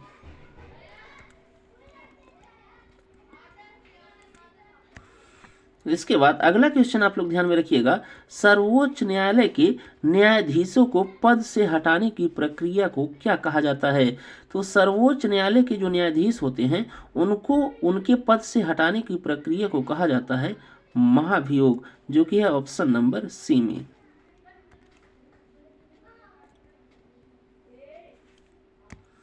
इसके बाद उच्च न्यायालय या हाई कोर्ट के न्यायाधीशों को हटाने की प्रक्रिया किसके समान है? तो वो है दोस्तों सर्वोच्च न्यायालय के न्यायाधीशों के समान। तो यहाँ पर आप लोग ध्यान में रखिएगा कि जिस प्रक्रिया से सर्वोच्च न्यायालय के न्यायाधीशों को उनके पद से हटाया जाता है, उसी प्रक्रिया से हाई कोर्ट के भी न्यायाधीशों को उनके पद से हटाया जाता है।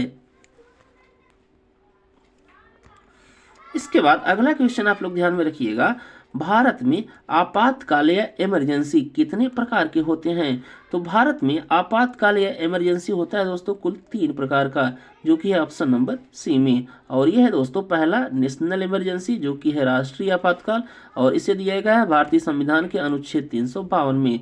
दूसरा हो गया प्रेसिडेंट रूल या राष्ट्रपति शासन, जो कि राज्यों में लगाया जाता है, और इसे दिया गया है भारतीय संविधान के अनुच्छेद 356 में। और तीसरा हो गया फाइनेंशियल इमरजेंसी या वित्तीय आपातकाल, और इसे दिया गया है भारतीय संविधान के अनुच्छेद 360 में। इसके बाद अगला क्वेश्चन आप लोग ध्यान में रखिएगा, राज्य में संवैधानिक तंत्र की विफलता किस अनुच्छेद में है? तो राज्य में संवैधानिक तंत्र की विफलता पर दोस्तों लागू होता है प्रेसिडेंट रूल, और इसे दिया गया है अनुच्छेद 356 में। इसके बाद अगला क्वेश्चन आप लोग ध्यान में रखिएगा, वित्तीय आपातकाल या फाइनेंशियल इमरजेंसी किस अनुच्छेद में है? तो वित्तीय आपातकाल को दिया गया है दोस्तों अनुच्छेद 360 के अंतर्गत।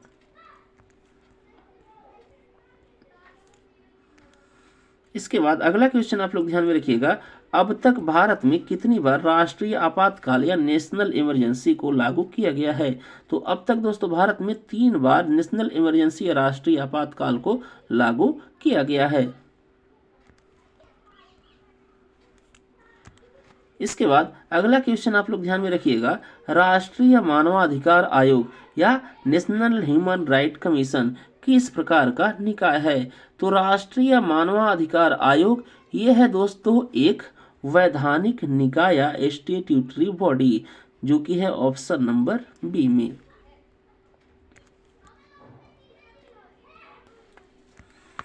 इसके बाद अगला क्वेश्चन आप लोग ध्यान में रखिएगा, वित्तीय आपातकाल या फाइनेंशियल इमरजेंसी को अब तक कितनी बार भारत में लगाया गया है?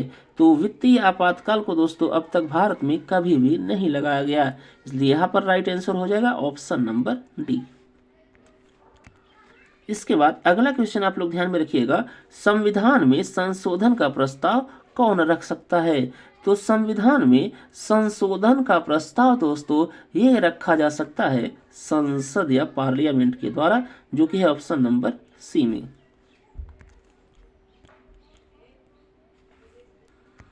इसके बाद अगला क्वेश्चन आप लोग ध्यान में रखिएगा, साधारण बहुमत या सिंपल मेजोरिटी से संविधान संशोधन किस में होता है?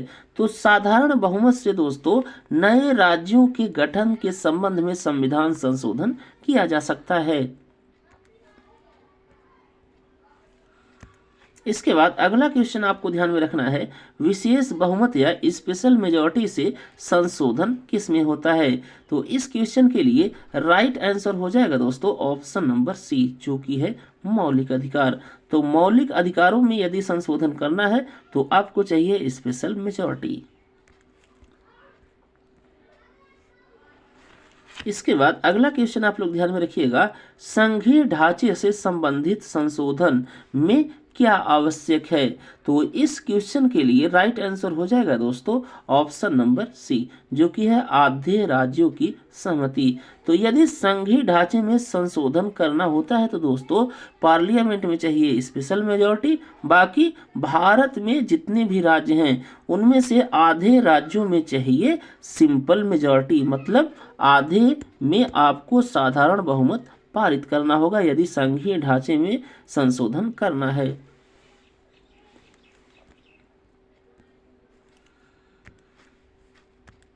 इसके बाद अगला क्वेश्चन आप लोग ध्यान में रखिएगा, भारतीय संविधान में धर्मनिरपेक्षता का अर्थ है। तो भारतीय संविधान में धर्मनिरपेक्षता का अर्थ यह है कि राज्य का कोई भी धर्म नहीं है, इसलिए यहां पर राइट आंसर हो जाएगा ऑप्शन नंबर बी।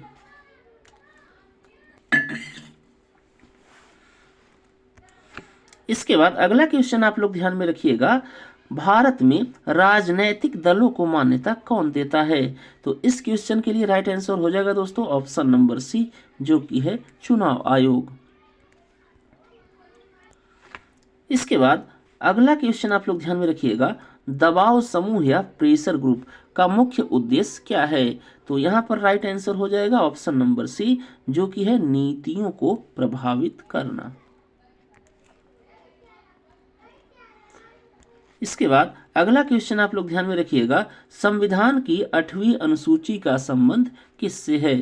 तो संविधान की 8वीं अनुसूची का संबंध है दोस्तों भाषाओं से, जो कि है ऑप्शन नंबर बी में। इसके बाद अगला क्वेश्चन आप लोग ध्यान में रखिएगा, पहला लोकपाल विधेयक संसद में कब पेश किया गया? तो इस क्वेश्चन के लिए राइट आंसर हो जाएगा दोस्तों ऑप्शन नंबर ए, जो कि है 1968।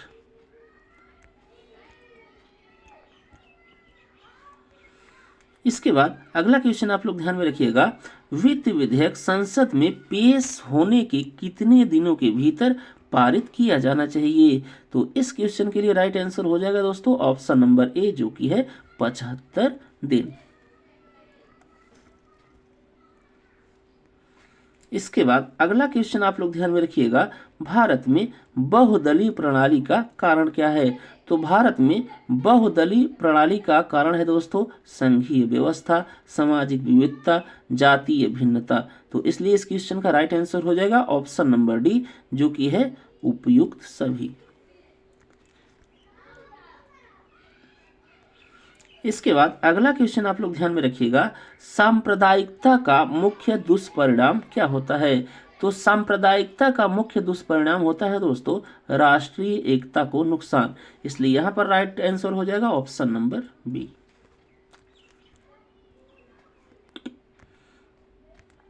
इसके बाद अगला क्वेश्चन आप लोग ध्यान में रखिएगा, पर्यावरण संरक्षण नागरिकों का कौन सा कर्तव्य है? तो इस क्वेश्चन के लिए राइट आंसर हो जाएगा दोस्तों ऑप्शन नंबर सी, जो कि है मौलिक। इसके बाद अगला क्वेश्चन आप लोग ध्यान में रखिएगा, मौलिक कर्तव्यों को लागू कराने की जिम्मेदारी किसकी होती है? तो मौलिक कर्तव्यों को लागू कराने की जिम्मेदारी ये होती है दोस्तों नागरिक की, जो कि है ऑप्शन नंबर सी।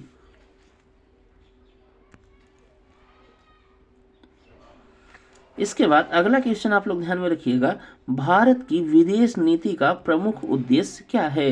तो इस क्वेश्चन के लिए दोस्तों राइट आंसर हो जाएगा ऑप्शन नंबर सी, जो कि है विश्व शांति।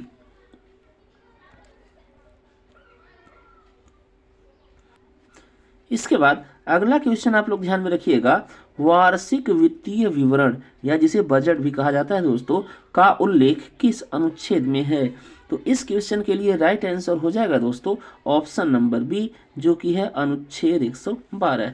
तो वार्षिक वित्तीय विवरण या बजट का उल्लेख दोस्तों अनुच्छेद 112 में है।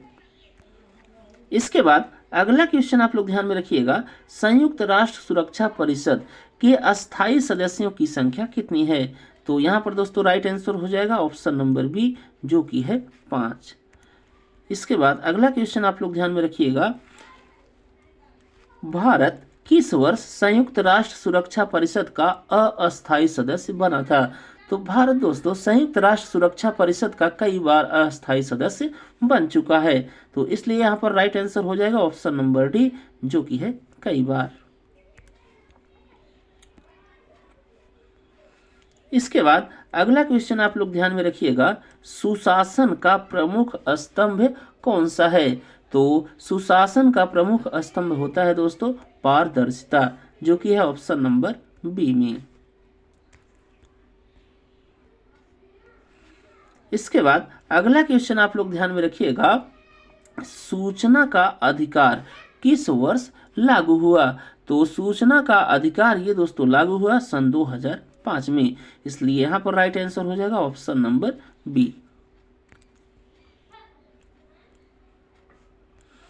इसके बाद अगला क्वेश्चन आप लोग ध्यान में रखिएगा, सूचना का अधिकार किस अनुच्छेद से संबंधित माना जाता है? तो सूचना का अधिकार ये दोस्तों अनुच्छेद 19 से संबंधित माना जाता है, जो कि है ऑप्शन नंबर बी में। इसके बाद अगला क्वेश्चन आप लोग ध्यान में रखिएगा, लोकपाल एवं लोकायुक्त अधिनियम कब पारित हुआ?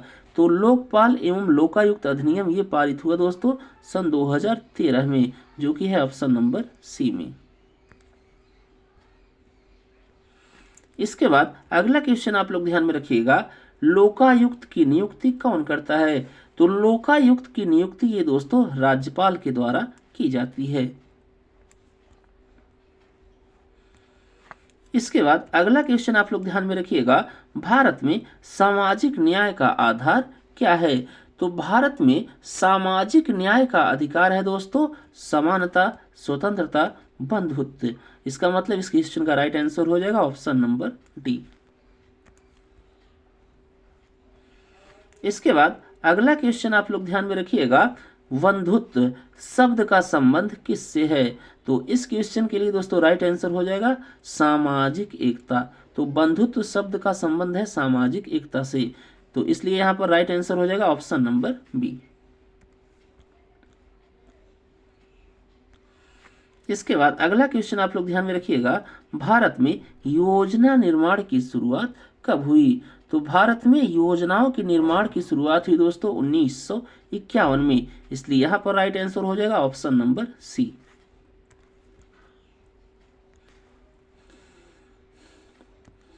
इसके बाद अगला क्वेश्चन आप लोग ध्यान में रखिएगा, प्रथम पंचवर्षीय योजना का मुख्य उद्देश्य क्या था? तो इस क्वेश्चन के लिए राइट आंसर हो जाएगा ऑप्शन नंबर बी, जो कि है कृषि विकास। इसके बाद अगला क्वेश्चन आप लोग ध्यान में रखिएगा, भारत का लोकतंत्र किस प्रकार का है? तो इस क्वेश्चन के लिए राइट आंसर हो जाएगा दोस्तों ऑप्शन नंबर बी, जो कि है अप्रत्यक्ष।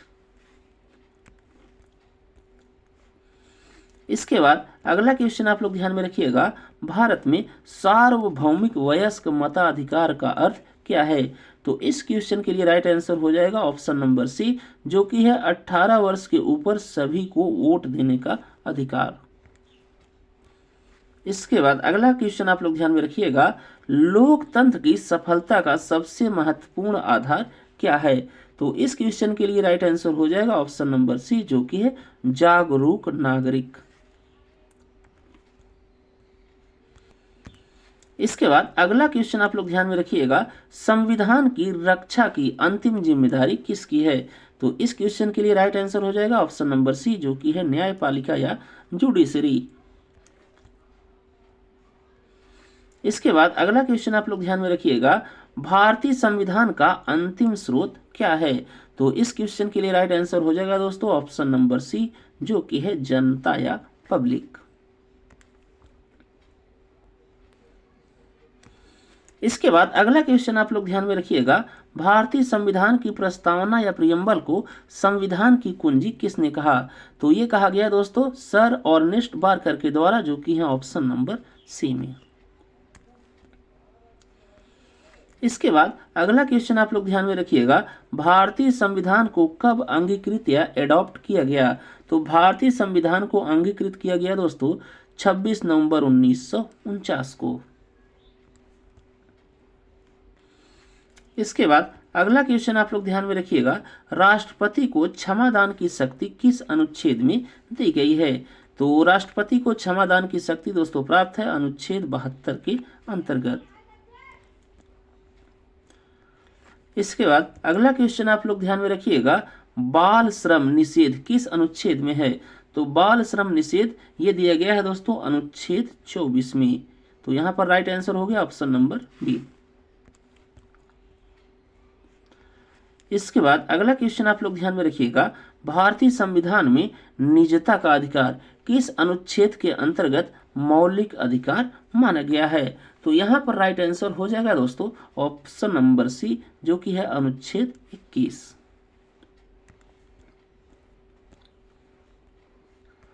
इसके बाद अगला क्वेश्चन आपको ध्यान में रखना है, एक ही अपराध के लिए 2 बार दंडित नहीं किया जाएगा, यह किस अनुच्छेद में दिया गया है? तो इस क्वेश्चन के लिए राइट आंसर हो जाएगा दोस्तों ऑप्शन नंबर बी, जो कि है अनुच्छेद 20 का 2। इसके बाद अगला क्वेश्चन आप लोग ध्यान में रखिएगा, आत्म अभियोग या सेल्फ इंक्रिमिनेशन से संरक्षण किस अनुच्छेद में है? तो इस क्वेश्चन के लिए राइट आंसर होगा जाएगा दोस्तों ऑप्शन नंबर सी, जो कि है अनुच्छेद 20 का 3। इसके बाद अगला क्वेश्चन आप लोग ध्यान में रखिएगा, क्वा वारंटो रिट का अर्थ क्या है। तो इस क्वेश्चन के लिए राइट आंसर हो जाएगा दोस्तों ऑप्शन नंबर बी, जो कि है किस अधिकार से। इसके बाद अगला क्वेश्चन आप लोग ध्यान में रखिएगा, मूल कर्तव्यों की संस्तुति किस समिति ने की। तो इस क्वेश्चन के लिए राइट आंसर हो जाएगा दोस्तों ऑप्शन नंबर सी, जो कि है स्वर्ण सिंह समिति।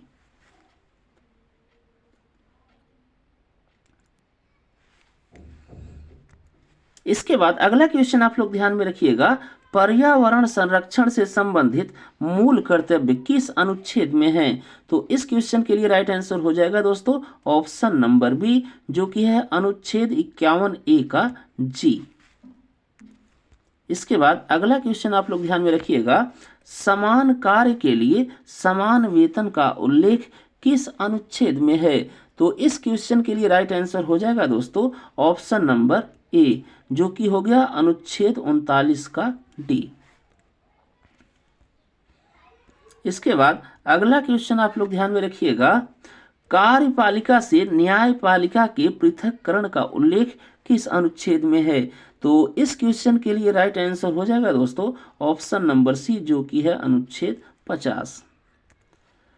इसके बाद अगला क्वेश्चन आपको ध्यान में रखना है, राष्ट्रपति के निर्वाचन में कौन शामिल नहीं होता है। तो इस क्वेश्चन के लिए राइट आंसर हो जाएगा दोस्तों ऑप्शन नंबर सी, जो कि है विधान परिषद के सदस्य। इसके बाद अगला क्वेश्चन आप लोग ध्यान में रखिएगा, राष्ट्रपति को पद की शपथ कौन दिलाता है। तो इस क्वेश्चन के लिए राइट आंसर हो जाएगा दोस्तों ऑप्शन नंबर सी, जो कि है भारत के मुख्य न्यायाधीश। इसके बाद अगला क्वेश्चन आप लोग ध्यान में रखिएगा, भारत के महान्यायवादी का कार्यकाल कितना होता है। तो भारत के महान्यायवादी का कार्यकाल दोस्तों कुछ निश्चित नहीं होता, ये राष्ट्रपति महोदय के अनुसार चलते हैं। तो इस क्वेश्चन का राइट आंसर हो गया ऑप्शन नंबर डी।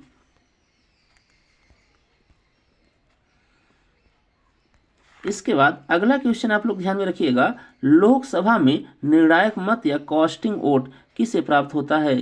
तो ये प्राप्त होता है दोस्तों लोकसभा अध्यक्ष महोदय को, जो कि है ऑप्शन नंबर सी में। इसके बाद अगला क्वेश्चन आप लोग ध्यान में रखिएगा, संसद के 2 सत्रों के बीच अधिकतम अंतराल कितना हो सकता है। तो संसद के 2 सत्रों के बीच अधिकतम अंतराल हो सकता है दोस्तों 6 महीने का, जो कि है ऑप्शन नंबर बी में। इसके बाद अगला क्वेश्चन आप लोग ध्यान में रखिएगा, कानून का शासन सिद्धांत किसने प्रतिपादित किया। तो इस क्वेश्चन के लिए राइट आंसर हो जाएगा दोस्तों ऑप्शन नंबर सी, जो कि है एवी डायसी। इसके बाद अगला क्वेश्चन आप लोग ध्यान में रखिएगा, संविधान की पहचान पत्र या आइडेंटिटी कार्ड प्रस्तावना को किसने कहा। तो प्रस्तावना को संविधान का आइडेंटिटी कार्ड कहा गया दोस्तों एन पालकीवाला के द्वारा, जो कि है ऑप्शन नंबर सी में।